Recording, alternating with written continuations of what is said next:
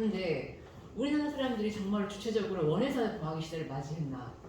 그렇잖아요. 산업화라는 거는 사고의 문물이잖아요. 세계동점이잖아요. 우리가 원해서 한 게 아니라 어쩔 수 없이 그냥 이렇게 밀려왔기 때문에 어쩔 수 없이 함몰되어 가는 거잖아요. 근데 중요한 거는 거기서 살아남기 위해서는 그냥 그대로 그냥 수동적으로 밀려오는 걸 그대로 이렇게 수용하는 게 아니라 수용하는과 동시에 이걸 왜 해야 되는지 그 필요성에 대해서 인지를 하고 그걸 어떻게 극복해 나가는 이 사유의 힘이 굉장히 중요한데 그걸 길러가는 거 그게 이제 성원 선생님 말씀하신 소프트웨어의 힘을 기르는 거 하드웨어 이렇게 균형을 맞춰야 되잖아요. 그 균형점을 찾아가는 노력을 해야 되는 생각하거든요. 균형점 우리가 이렇게 그 부분에 있어서 투자도 마찬가지다라는 취지에서 이 얘기를 꺼내지 않으셨나라는 생각이 저는 들었거든요. 그러니까 지금 저희가 지금 어쩔 수 없이 그런 지금 과학의 시대에 살고 있지만 이거를 그냥 무턱대고 그냥 따라가는 것이 아니라 이거를 좀 더 나은 어떤 우리 삶을 조금 더 진보시킬 수 있는 뭔가 그런 생각의 힘을 키우면서 이렇게 같이 가야 되지 않나라는 생각을 좀 많이 하거든요. 그런 과정을 우리가 이런 것만 하더라도 주말에 나와서 이런 하더라도 뭐 충분히 그 힘을 저는 그래서 그런 면에 있어서 우리나라하고 일본을 약간 이렇게 비교를 했을 때 일본이 한때 7, 80년 아주 잘 나갔잖아요. 전자로다가. 근데 지금 그 40년 동안 지금 잃어버린 일본 하잖아요.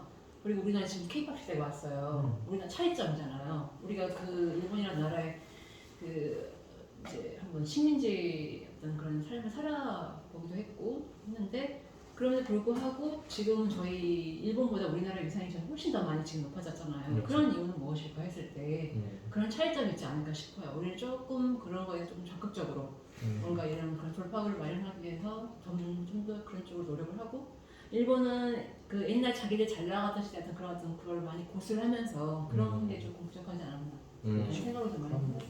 그러니까 과학 문명을 어떻게 받아들이냐에 따라서 그 나라의 색깔과 구분이 결정되는 정도로 가기 때문에 그리고 이 투자라는 것도 우리가 지금 자본주의 시대에 살기 때문에 어쩔 수 없이 해야 되는 일이거든요. 그렇다면 어쩔 수 없이 하는 일인데 해야 되는 일인데 그냥 남들이 하니까 벌어먹고 살아야 되니까 해야 되는 건가 아니면 나의 필요 그러니까 나의 why가 필요한 거죠. 나의 왜 나는 투자를 해야 되는가 왜 나는 자본가로서 살아야 되는가 거기서부터 시작을 해야 생각을 해요.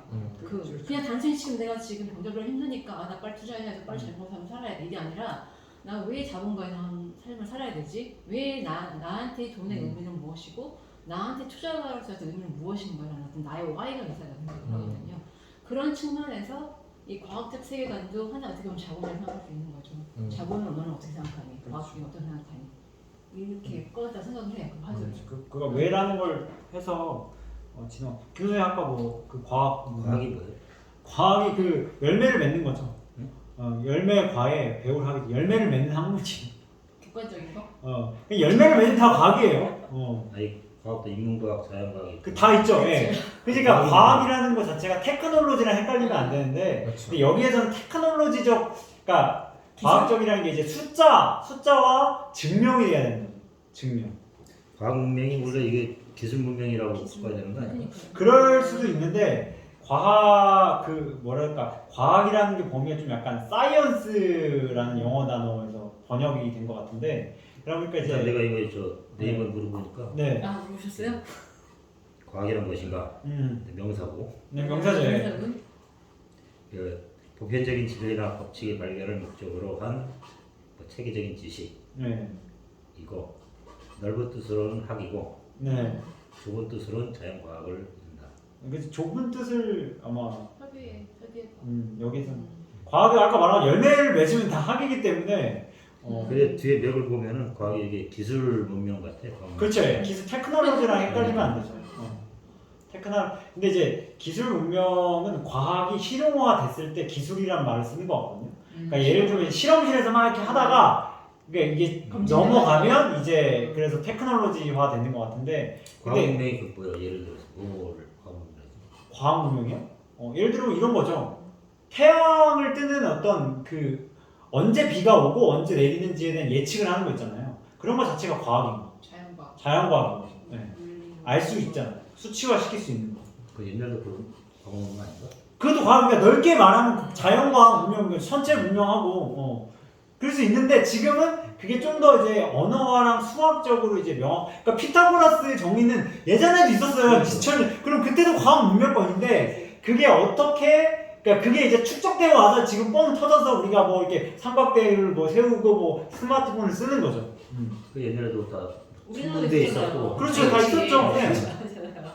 근데 이제 그때 그 전에는 그게 완전 그걸 가지고 뭐 신처럼 작용이 아니고 피타고라스가 거의 세상을 지배하진 않았잖아요. 근데 이게 피타고라스가 지배하는 생각이 된 거예요. 지금은 그때는 피타고라스도 하나의 종교여가지고 종교학파란 말이 있는데 근데 이제 그때 당시에는 그런 피타고라스라는 사람 자체가 그런 어떤 권력을 갖지 못했잖아요. 근데 지금은 그런 사람이 권력을 갖게 됐다는 게 그때와 지금의 차이가 있는 거죠. 왜냐? 돈이 되니까. 이제 그게 이제 인간의 본능이 이제 지배하는 그런 어떤 세계관이 된 건데. 그렇죠. 여기서 말하는 그 문명이라는 게 사실 우리가 문명이라는 걸 딱 그 대중적으로 봤을 때는 이런 거죠.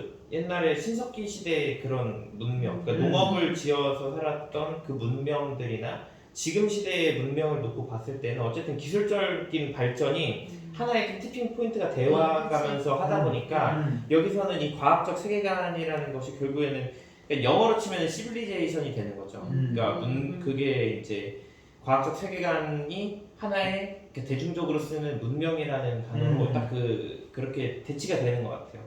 대중적으로 봤을 때. 그러니까 과학을 얼마나 잘 활용하느냐가 그러니까 그때 그 신관도 마찬가지고 지금 세계관이 만들어진 걸 어떻게 할 수 없잖아요. 우리가 뭐 서양이 밀고 들어왔다고 하지만 밀고 들어왔어도 우리가 안 맞으면 안 받는 건데 밀고 들어와도 그래 좋아. 아니 북한 사람들이 내려왔어. 아이스크림을 먹으니까 신세계야. 그러니까 맨날 아이스크림만 먹어요. 맨날 설상을 하다 가셨어. 그러니까 과연 세종대왕이 와가지고 치킨 먹고 나서 야 이건 우리 문명과 안 맞아. 동맹과 아니야. 이래서 먹고 거의 요리왕 비용처럼 빵! 야 그렇죠. 이런 맛이 이랬을 거란 말이야. 그러니까 분명 우리한테도 니즈는 있었지만 그 니즈만 가지고는 안 된다는 거죠. 그러니까 저는 어떻게 이게 녹화 되고 있나요? 저는 뭐가 있냐면 인간에서는 받아들이는 데 있으면 이게 유명한 그 어떤 라캉이라는 사람이 말한 건데 요구가 있어요. 요구라는 건 인간이 그냥 다 그러니까 원하는 거. 욕구하고 어떤 차이? 그치? 여기에서 이제 욕구를 주세요. 예? 아니 이게 네. 그래서 여기에서 이제 욕구는 이제 생리적 욕구를 말하는 건데 내가 이제 충족해봐야 되는. 그러니까 예를 들어 뭐 화장실을 간다든가 밥을 먹어야 되는가 성욕을 풀어야 되는가 생리적 욕구. 요구는 이제 그걸 더 그러니까 모든 거 하면 나오는 게 이제 욕망이 나온다고 하더라고요. 채워지지 않는. 그렇지. 그러니까 채워지지 않는. 근데 이게 그러니까 이거 유명한 라캉의 이론인데 근데 참 이것도 생각해보면 큰 주제인데 그만큼 내가 과학적 요구를 생리적 욕구 수준으로 잘 채워가면 되는데 그게 너무 크면 그러니까 얘가 너무 커버리게 되면 얘가 되는 거잖아. 무슨 말인지 알지? 요구 자체가 얘가 되는 거야. 그러니까 그렇게 왜냐면 얘가 크면 수학적으로 얘는 절대값으로 작아지니까 얘는 정해져 있잖아. 아무리 새끼 이상 10개 이상 못 먹잖아. 얘는 수학적으로 상수야. 미분하면 0이야. 그렇잖아. 미분하면 상수니까 0이거든. 근데 얘는 함수야. 그러니까 수학적으로 함수라서 내가 미분하고 적분하는데 계속 살아있어. 근데 여기에서 개입되는 게 뭐냐? 이거 되려면 동물은 여기에서 끝나거든요. 요구가 곧 욕구야. 왜냐면 사자가 토끼가 지나가 내가 배불러 안 먹어요. 근데 인간은 쟁여놓잖아요. 잉여 생산물을 만들잖아. 그러려면 들어오는 게 뭐냐? 언어라는 거. 언어가 개입이 되어야 욕망이라는 게 나온다는 거예요. 이게 라캉의 유명한 이론인데, 그러니까 이게 그래서 우리가 언어를 명확하게 하는 거 왜? 욕망을 갖고 있기 때문에.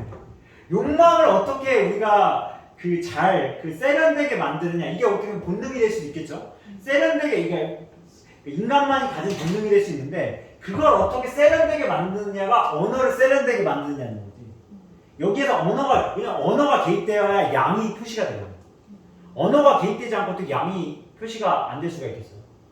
수치화되는 언어 자체가.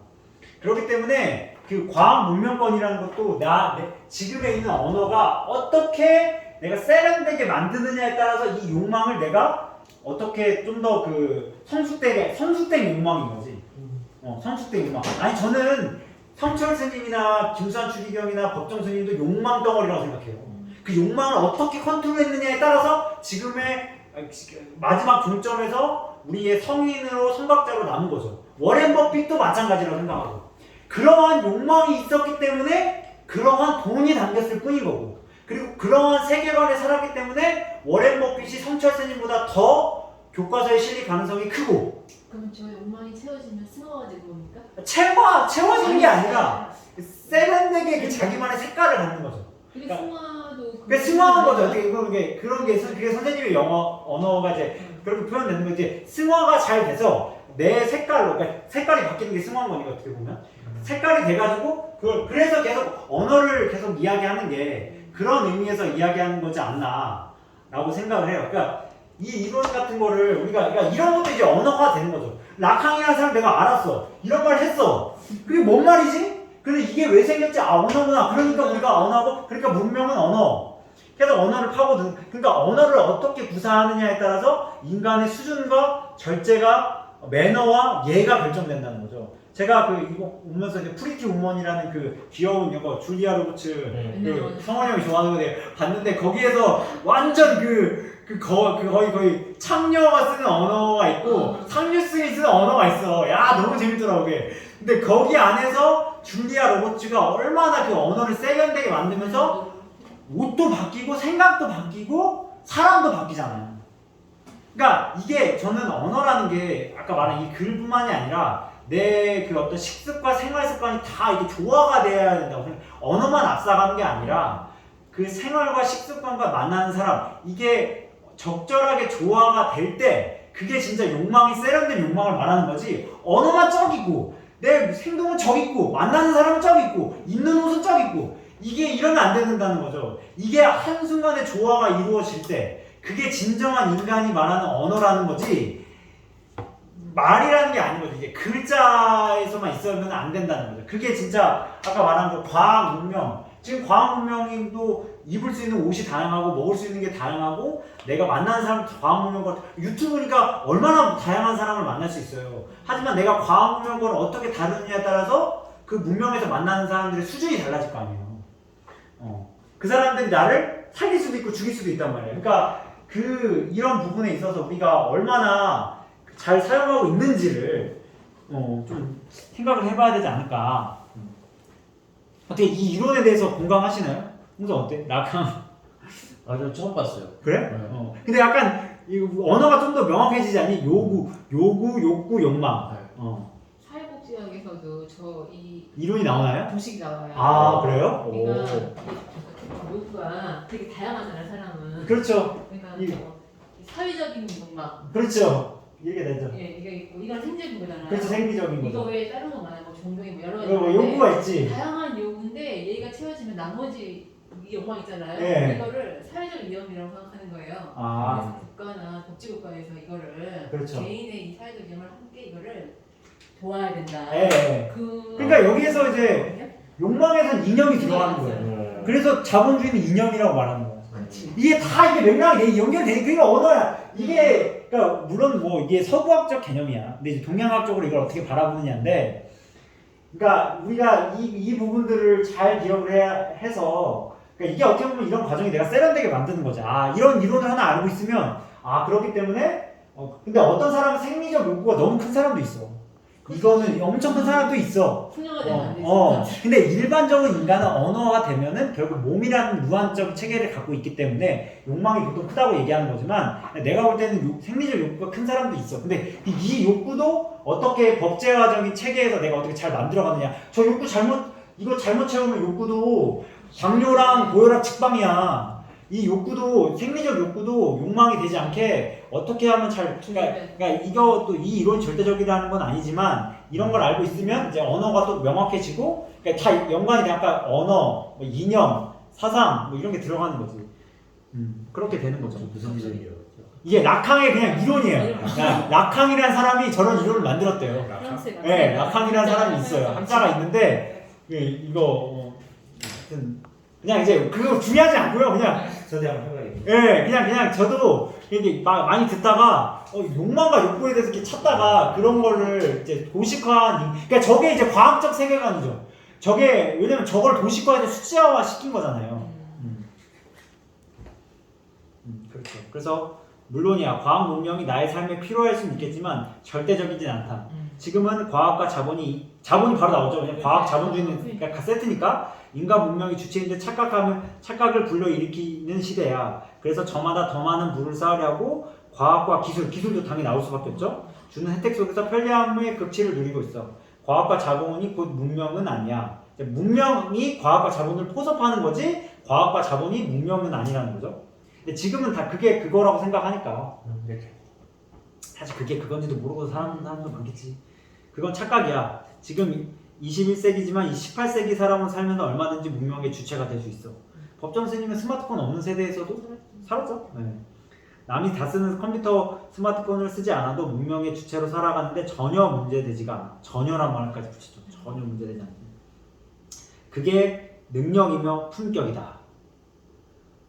그러니까 살아가는데 전혀 문제가 되지 않는데 그게 능력이며 품격이다. 그래서 선생님이 스마트폰 안 쓰면 능력과 품격이 느껴지기가 어렵지 않을까요? 뭐 그런 생각도 들었는데 어떻게 느끼세요? 지금 스마트폰 안 쓰면 그렇죠. 약간 그렇지 않아요? 그러니까 내가 어떻게 쓰냐인데 이건 어떻게 보면 그러한 사람도 존재할 수 있는데 그러한 사람을 아예 배제하고 세련되고 품격이라는 걸 말하지 말라 이런 뜻으로 좀 받아들였긴 했는데 그래도 컴퓨터와 스마트폰을 쓰면 아무래도 사람들과 소통할 수 있는 범위가 넓어지고 그럴 수 있다고 생각이 들어요. 네. 자연인처럼 인간 사회에서 분리된 채 시골로 살아가는 게 아니죠. 아무리 비싸고 화려한 옷이라도 나의 몸에 맞지 않으면 오히려 촌스럽지 않을까? 아프다고 꼭 병원에 갈 필요는 없고 고작 오락이나 하기 위해 비싼 컴퓨터를 게임 업그레이드 할 필요도 없어. 여기까지 나오죠. 이게 오락이란 말을 이제 안 쓰지 않나요? 이게 오락실 이게 진짜 시대에 묻는 게 7, 80년대 해왔자 90년대 그러니까 이분의 이제 나이가 또 짐작이 되는 부분이 되죠. 오락이란 말 우리 아버지는 오락이라고 하거든요. 이게 참 그래요. 이제 게임 네? 많았지. 그치 오락이죠 대부분. 락의 개념으로 들어가니까 밸런스가 되는데 게임으로 들어가면 이게 이제 일단 오락은 돈이 되지 않지만 게임은 돈이 되는 것 같아. 그렇지 않아요? 이게 자본주의화 되면서 언어도 바뀌는 것 같은데 오락을 하기 위해 비싼 컴퓨터를 업그레이드 할 필요도 없어. 하루 종일 스마트폰에 얼굴을 파묻고 살면서 문명의 주체로 살아간다는 건 착각이 너무 유치하지 않니?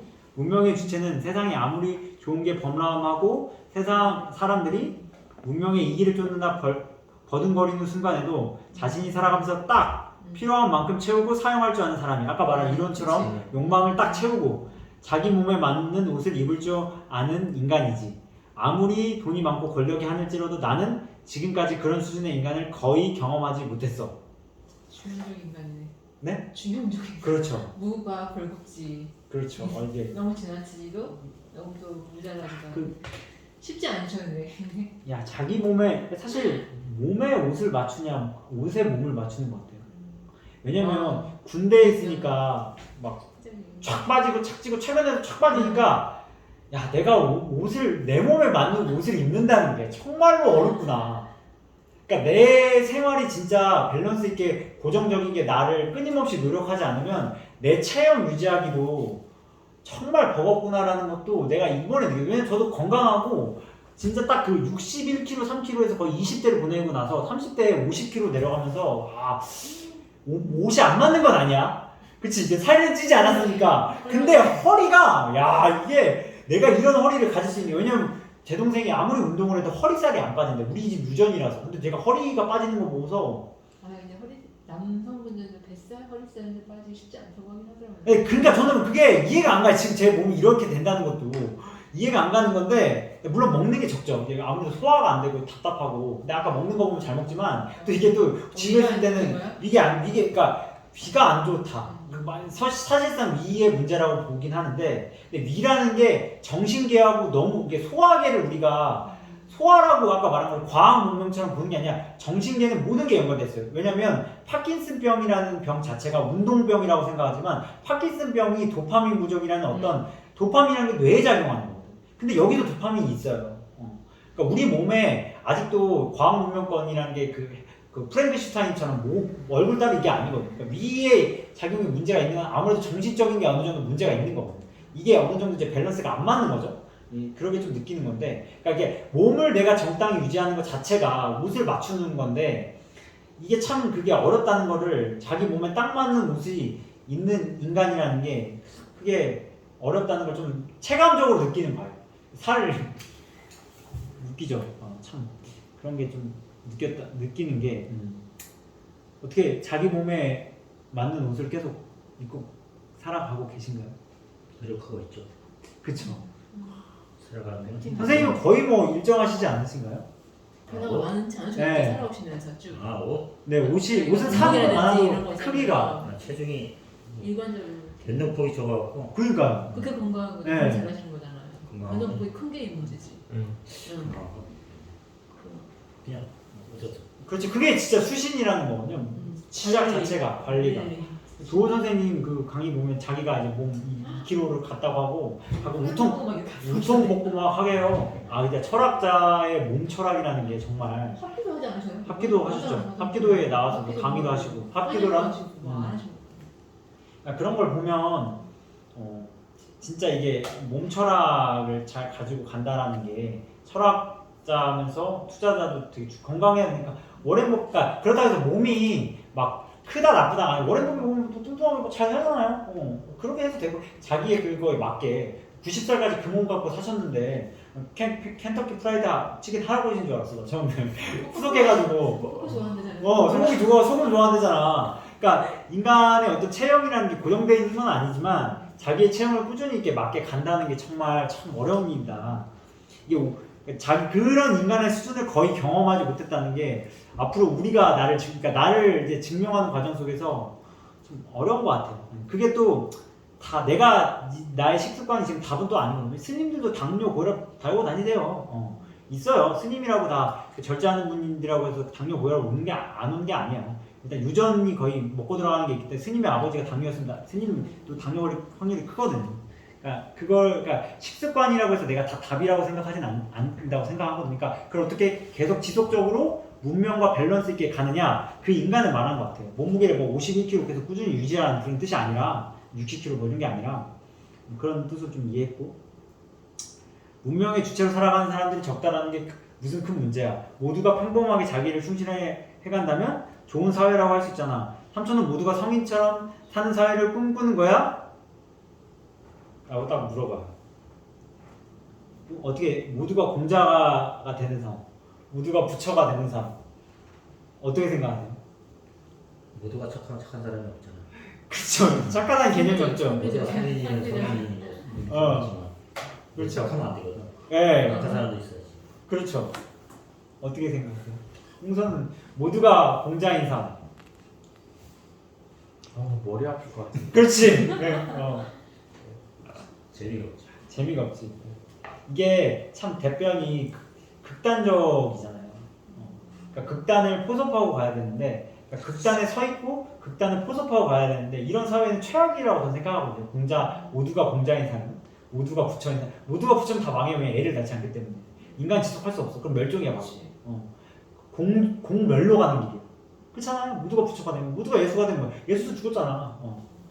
그리고 그런 거로 보면 이 말 자체가 참 그 인간은 공부하지 않으면 극단적으로 간다. 그러니까 옳다라는 어떤 상이 있는 거죠. 그런 사회를 꿈꾸는 거야 하면서 모두가 성인인 사회가 좋은 사회일까? 모두가 성인이라면 더 이상 성인도 존재할 수가 없겠지. 아까 선생님 말한 것처럼 착한 사람이 없겠지. 모두가 잘 살자고 애매하고 무책임한 말을 하는 게 아니야. 인간 외에 다른 동물은 자기 신의 영역을 균형 있게 이루며 살아가기 때문에 아무런 문제가 없어. 진짜 그런가요? 어떻게 생각하세요? 인간을 제외한 동물들은 자신의 균형에서 이루며 살기 때문에 아무런 문제가 없나요? 문제가 없다고 딱 나오잖아요. 뭔가 좀 꺼림칙한 느낌 안 드세요? 진짜 그런가? 내가 아는 강아지, 개 이런 애들도 자신의 영역에서 균형을 이루면 살아가기 때문에 아무런 문제가 없나? 여기서 문제가 뭘 말하는 거죠? 어떤 문제? 그렇죠. 어떤 문제를, 그렇지, 이게 어떤 문제를 말하는 거죠. 이 문제가 아마 싸움이 없다는 얘기인가? 뭐 욕구가 싸움, 없다는 얘기인가? 약간 그 밸런스를 말하는 것 같아요. 그러니까 밸런스가 얘네들은 늘 있는 거죠. 그 자체가, 그 자체로. 근데 인간은 그렇지 않다라는 거지. 인간은 그래서 하지만 인간은 그러니까 이 동물도 그러니까 저는 솔직히 생각을 하자면 인간과 같이 사는 동물들은 거의 인간화 됐다고 보기도 해요. 인간의 말을 좀 알아들어. 약간 반인간 같은 어떤 그 문명화된 동물이라고 해야 되나? 그 눈치를 보기도 하고 자기가 어떤 그 스탠스를 취해야 되는지 좀 알더라고. 근데 그러니까 그 욕심을 안 부린다는 얘기죠. 그렇죠. 예. 그러니까 그 자체가 이제 균형이 있는 건데 그러니까 어떻게 보면은 그 동물들 자체는 그 균형에 대한 감각적인 밸런스가 있는 것 같거든요. 근데 인간은 그게 아니라는 거지. 인간은 아까 질문 자체가 극단적이잖아. 이렇게 극단적인 질문을 할 수 있는 게 이런 극단적인 취지를 담고 있다는 건데 그런 그러니까 인간은 다르다는 거지. 그러니까 아무런 문제 없는 게 저는 이게 처음에 깨름칙했는데 그런 것 같더라고 진짜 보면. 그래서 하지만 인간은 다르다. 인간은 자신의 영역을 지키며 균형을 이루는 것만으로도 만족할 수 없다. 게다가 아무 색깔 없이 살아가는 사람조차 선동하며 균형을 파괴하는 부류들이 항상 존재해왔다. 나는 세상 사람들이 다 성인이 되길 바라지 않는다. 그럴 필요도 없다. 단지 세상이 균형과 조화를 이루고 있느냐가 중요할 뿐이다. 균형을 파괴하는 분류들이 선동하며 사회를 극단으로 몰아갈 때 문명의 주체는 자신의 자리를 지키는 것으로 균형을 잡아간다. 그렇죠.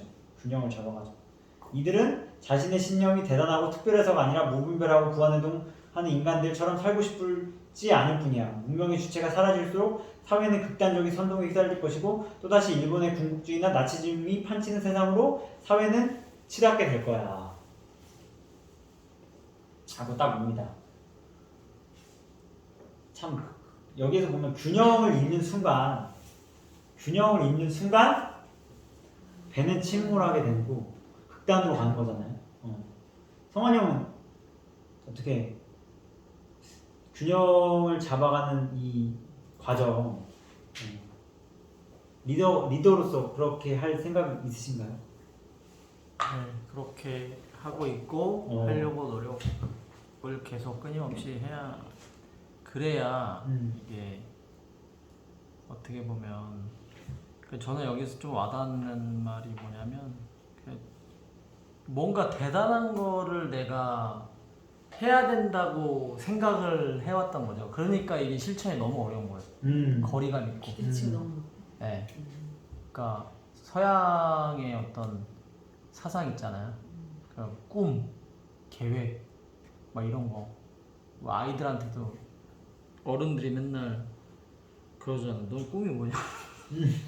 자꾸 이제 꿈이 뭐냐. 그래서 그 어떤 꿈을 향해서 나아갈 때의 삶을 보면 그 계획을 가지고 살아가는 삶이 균형을 자꾸 파괴하는 걸 이제 느꼈거든요. 네. 그것도 중요하지만 근데 그것으로만 치닫게 하는 그게 결국엔 균형 있는 삶을 방해하고 그리고 내 자리에서 내가 지금 하나하나 하는 것들을 굉장히 가로막는 거예요. 그런 어떤 여기서 얘기하는 그런 거는 뭐 대단한 게 아니라 그냥 내가 있는 자리에서 내가 할 수 있는 것이 무엇인지를 정확하게 알고 그런 것들을 하나하나 해 나가는 거. 저는 여기서 그 말이 되게 자신의 문명의 주체는 자신의 자리를 지키는 것으로 균형을 잡아간다. 근데 이게 진짜 쉽지 않아요. 이게 진짜 쉽지 않아요. 그죠? 우린 자꾸 균형을 깨어있어야죠. 균형을 자꾸 잃어버려요. 진짜 잠깐만 이 정신을 놔도 그래서 이 균형을 잡아간다는 건 그 수신한다는 게 사실 제일 어려운 건데 사람들은 치국한다고 깝치고 이제 뭔가 대단한 거 하려고 막 애를 쓰는데 그러면 그럴수록 균형은 파괴될 수밖에 없고 극으로 치닫고 그리고 아까도 여기 이제 저는 오늘 요 페이지에 보면 존엄하고 스스로 존엄하고 신념 있는 인간은 지배와 소유보다 포용과 나눔을 즐긴다고 얘기했잖아요. 이제 이 공동체 안에서 우리가 이런 공부를 해 나가다 보면 그런 걸 되게 많이 봅니다. 아 진짜 포용과 나눔을 즐기는 사람인가? 아니면 내가 어떤 지배와 소유를 내가 원하는 삶을 사는 사람인가?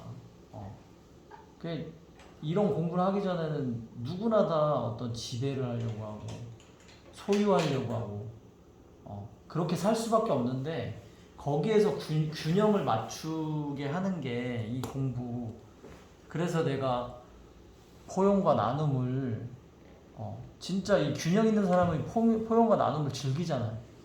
이거 누가 하지 말라 그래도 삶 속에서 그게 더 즐거우니까 그게 진짜 우리가 같이 살아가는 어떤 길이고 공존하는 길이니까.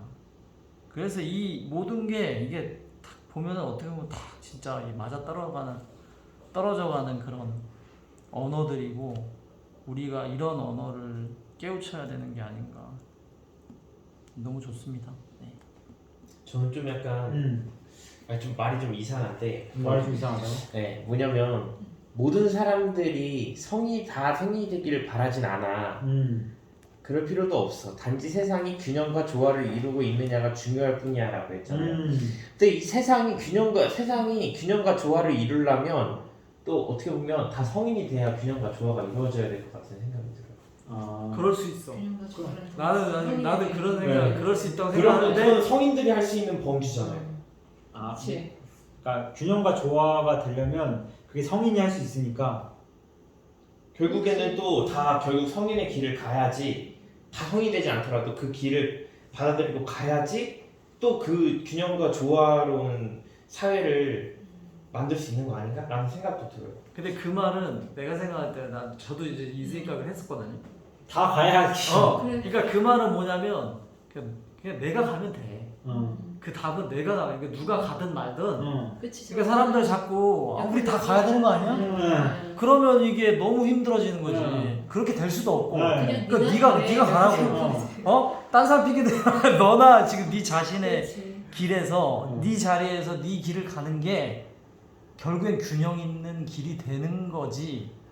이게 뭐 그렇게 그러니까 다른 사람 중요하지 않아. 그러니까는 우리가 존재라는 말 하잖아요. 네. 존재라는 게 이제 한자로 풀면 있을 존재가 있을 제자잖아요. 있는데 그게 참된 존재인지 아닌 존재인지를 판가름 할 때 쓰는 단어가 실존이라는 단어를 쓰잖아요. 실제로 존재하냐 아니냐 차이가 그거예요. 이 존재를 존재로서 이걸 반영하느냐, 증거하느냐. 증거하면 얘는 실존하는 거야. 근데 증거하지 않으면 실존하지 않는 거죠. 그 차이가 아닌가 싶어요. 그러니까 그런 측면에서 봤을 때 선생님 말씀하시는 지금 그런 그 측면도 여기에 부합되는 게 아닌가. 그러니까 얘는 지금 이 조카는 여기에서 모두가 그러면 다 성인이 돼야 되는 거 아니야? 이 말을 하잖아요. 근데 그렇게 될 수도 없고 그 말은 뭐냐 자기가 부담스러운 거지. 그러니까 안 되는 걸 알면서 지금 질문한 그러니까 거야. 자기조차도 이게 불가능한 것 같고 모든 사람 이거 한다는 것도 말도 안 되는 것 같고 근데 그걸 자꾸 논하는 거지.